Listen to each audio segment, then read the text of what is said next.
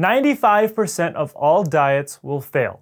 Now, if you look it up, you'll probably find some different numbers, and that's depending on different surveys, but the majority of time, a diet will fail for one reason or another. Now, if you're gonna go on a diet, you have plenty of options. There's keto, there's low carb, low fat. Now there's even carnivore diets. There's obviously vegan diets. You get the picture. Now, some of these diets might work for you, and that's fine. There's really no right answer in most cases. Now, a common theme among a lot of different diets is you're cutting calories.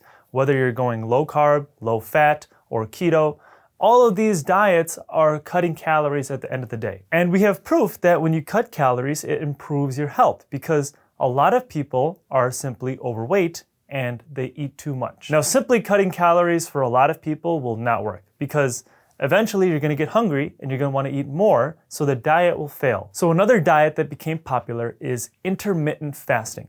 And this is where you're having alternating periods of eating and fasting. So the cool thing about intermittent fasting is you can get those benefits of cutting calories, but also combat some of that hunger depending on how you time your meals. So there's plenty of different types of intermittent fasting. So one type is a shortened eating window, where you're only eating at specific eating intervals. So some people will only eat one meal a day. It's called OMAD. And some people will eat 2 meals a day.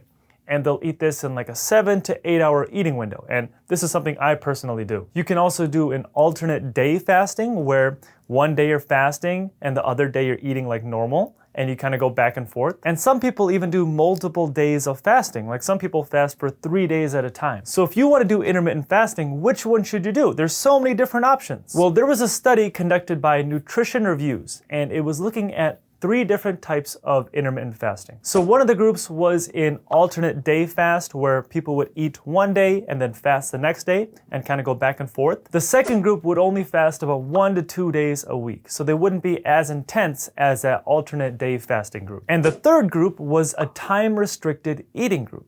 Now, these guys were only eating 1 meal a day in a specific 4-hour eating window. And this review was actually covering many different studies on these specific types of fasting.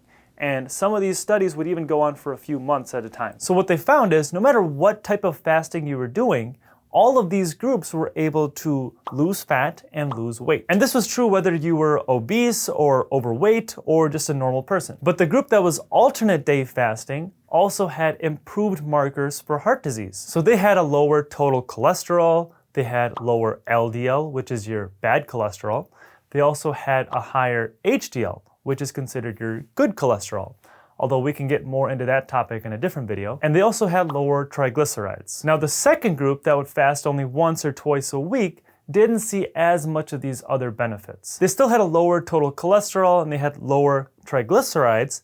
It just wasn't as good as the alternate day fasting group. Now, the time-restricted eating group had really mixed results on all the other stuff. So the only thing we can really get from that group is that they lost weight and they lost fat. Now, the main thing that this study was measuring is people's body composition. So their fat to muscle ratio.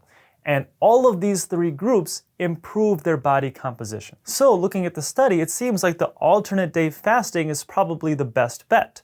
But I would still take that with a grain of salt because, for example, that time-restricted group only was eating 1 meal a day. But the study didn't measure people who eat 2 meals a day. There are plenty of people that will practice this intermittent fasting and practice this time-restricted eating window, but instead of just eating 1 meal a day, they'll eat 2 meals a day, myself included. And the study even mentioned that you might see better results with the 2 meal a day eating rather than 1 meal a day. So my personal opinion is do whatever fits best for your schedule. If it's better for your schedule to do an alternate day fast where one day you're eating and the next day you're not, do that. For me, it's better when I time my meals in a specific eating window. So I eat 1 meal at around 1 p.m. and the second meal at around 7 or 7:30. Regardless of whatever type of fasting that you're doing, the studies are showing that you'll still improve your body composition and you'll improve your fat loss and improve your weight loss. Now, one concern a lot of people have with fasting is losing muscle. So one cool thing about humans is we are able to adapt to periods of starvation by conserving our body's protein. And based on the studies, you should be able to at least maintain your muscle mass when you're fasting as long as you're working out. Now, if your goal is to actually gain muscle, then doing that while you're fasting is going to be pretty tough. Now, what about long-term fasting? You know, there's some people that will fast for like a week at a time. Now, if you're new to fasting, I would definitely not recommend you doing that. So the study did mention that when you fast for a long period of time, this is when you can start to lose muscle. So the study mentioned that even after 36 hours of fasting, muscle breakdown does not happen. But muscle breakdown did happen after a 60-hour fast. And there was another study that was also looking at this, and they found the same thing. After 1 day of fasting, there was no change in people's protein metabolism. So they didn't lose any muscle. It's really not until the 3rd day of fasting where you start to lose muscle. If you're doing a long-term fast, the first 2 days are going to be where you start breaking down your glycogen stores. And after that is where you start breaking down your protein. Now, that being said, there's still a chance you could lose muscle.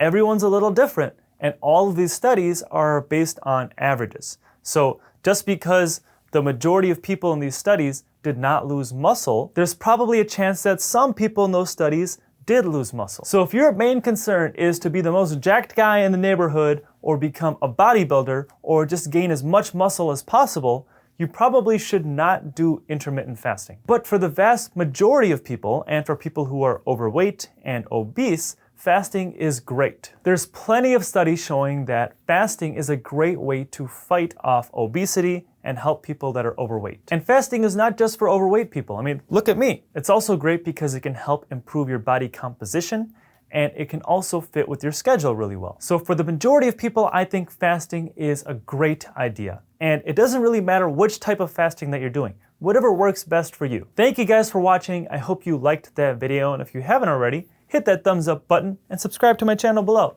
I will see you in the next video.